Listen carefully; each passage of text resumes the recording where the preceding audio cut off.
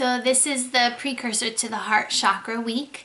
As we move into the heart chakra, this is kind of a transition point between the lower chakras, the lower physical chakras, and the higher, more spiritual chakras. And the heart chakra is our access point in between those two bodies. And so people tend to call it a bridge. So it's the bridge energy in between those two centers. So as we move from the root chakra, the sacral chakra, and the solar plexus chakra into the heart chakra, this is in esoteric cosmology, this is called moving from the first triad into the second triad. And so the big thing to know about when you move into the second triad is that this is where the higher self tends to be able to then descend down into the physical body. And so as we begin to higher our frequency and our vibration into such a place that we're more receptive to the subtle energies around us, our higher self, which usually resides in the sixth dimension, is allowed to be more in align or more congruent with our everyday life. And so that's when people say your higher self descends down into the body. We say descend and ascend, and in the meditations I'll say, you know, raise your frequency or move up or down. That's just to kind of get a gauge in human terms. That's how we think of things, very linearly. Linear, but really this is like our energy is really in like an egg shape around the body. And as and that's why we call it the field. And so as you begin to higher your frequency and your vibration, basically it means that the bodies that surround you, so you have your physical body, you have your emotional body, you have your mental body, and your spiritual body. And so it typically is, what's really happening is you're highering your frequency and your cells are speeding up to such a vibratory rate that, think of it being pliable. So you become more pliable to the field around you, and that's when we start to slip into the dimensions. So everybody's slipped into a daydream state, and that's basically moving into the fifth dimension. So it happens all the time and throughout the day, but the goal is to be open and clear and receptive and vulnerable enough and trusting enough that you're open all the time and you're not constricting, and you're open and fluid with the field around you, so that your highest, most wise self can then descend or come into the body and be more aligned. So that just basically means that you're more aligned to your divinity, and instead of, you know, going through the day and being very analytical and saying, you know, I have to get these things done, when an opportunity presents itself, you kind of feel into the field and go, oh, that feels right. And so I'm going to go, you know, I'm going to take the left turn today instead of the right turn that I planned on taking. So that's basically what we're looking to do here as we bridge the energy. And so as we move into the heart space, we become very engaged with emotional energy. And so there is a language in which the higher self speaks to us, and that's through our emotions. And so in a physical body, people tend to get very wrapped up in emotions. And so the 6 emotions I'm going to review are anger, anxiety, sadness, guilt, confusion, and it's like the 7th dwarf. Oh gosh. So anger, anxiety, confusion, sadness, guilt, and there's one more. I don't know, it'll come up. So those emotions, typically during the day, if somebody makes you angry, we tend to constrict and get very into the emotion of anger, and you start going through that analytical thought process of why am I angry, what this person do, and it just kind of bounces back and forth, and so you're immersed in that energy instead of stepping back and actually looking at anger as a language in which you can detach from and say, okay, anger means that I have not established proper boundaries. So anger as a language or an indicator should indicate you to the situation at hand, going, okay, so I'm angry right now. So why am I angry? What's the situation I'm involved in? When you figure out what that situation is, then you say, okay, where did I not establish proper boundaries? And it usually has to do with communicating feelings or expectations or whatever it may be.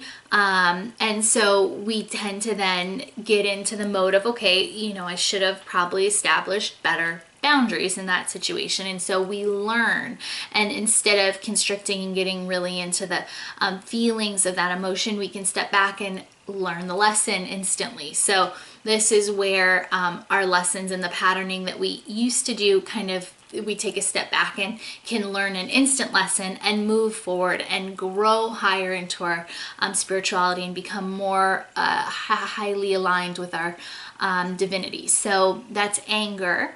The next would be guilt, because guilt kind of goes hand in hand with the anger. So anytime you feel guilt as an emotion, it's an indicator that you have set up boundaries that are not congruent with your most highest destiny or with your highest alignment. So if you feel guilty about something, it's typically telling you that you have somewhere set up a boundary or some predetermined expectation that was not in alignment with your highest self. So anytime you feel guilt, it's time to review where you may have set up some kind of thought process in your field that wasn't serving you to the best of your ability. Sadness.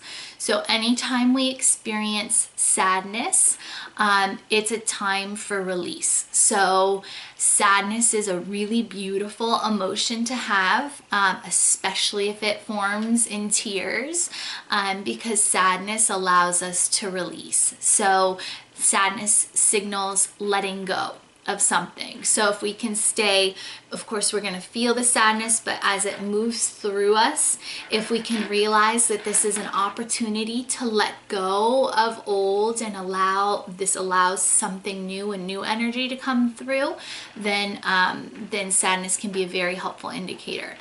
The fourth would be anxiety. So when you feel anxiety as an emotion, typically like in the pit of the stomach, anxiety is used to help you make, it's typically something that, it's to make an immediate decision. So anxiety helps you, it's a very quick review and decide tool. So when I start to feel anxiety about going to work, you should instantly say, okay, I feel anxiety, so I need to review the situation I'm moving into and make a decision, because typically we have anxiety when there's an immediate decision that needs to be made. And confusion is a bit the same. So confusion arises as an emotion when there's usually multiple options on the table, and confusion is giving you the time to pull back. And this is when you don't make an immediate decision, because when confusion comes up, there's usually options or things that you haven't explored or entertained. And so if somebody's talking to you and you just feel really confused, you say, hold on, can you re-explain that, or tell me about XYZ? You need more information. So confusion is a time for you to take a break and pull back from the situation and then review kind of all the avenues that might be presenting themselves to you that you don't see clearly at that point. Where are we? So I think we're on 6. So jealousy. Jealousy as an emotion helps us to claim something that we're denying ourselves. So when jealousy arises, it's usually indicating that we need to take a look at our life and review where we're not honoring something that we want. So if we're jealous of somebody else's success, we step back and say, okay, why am I not allowing myself to feel successful or to achieve that success? If you're jealous that your partner is giving too much attention to somebody else, you have to step back and say, where am I not allowing myself to receive this attention? So where am I blocking this attention or this flow of energy in my life? And so typically jealousy comes up when we've denied ourselves something that we truly want. And so it's a time for us to reflect and say, why am I denying myself this? This is something I truly want. And so we use jealousy to help us with that. I think those are all. So I have anxiety, anger, confusion, guilt, jealousy, oh my goodness, sadness. Good. Yep. So that's all of them. So if you can move forward in this week and use all of those emotional indicators as a language coming down from your highest, most loving self, telling you to stop, pull back, don't engage in the physical body, don't constrict, don't get into that emotion, but pull back and begin to review what's going on in the field around you. So it's going to start to help you to detach from the physicality of the emotions and begin to gain further insight into what's really happening around you. And emotions are then used to help you learn almost instantaneous life lessons. So it's a really good way to kind of move forward in your own spiritual process and truly recognize your field and all of these things trying to kind of grab your attention and pull you away from being comfortable in that present moment. So the more you can detach and review, the less you're going to get pulled away from being very present and grounded in your own field and in your own space. And inevitably, that's what allows your higher self to then come in and settle into the body. With light and love.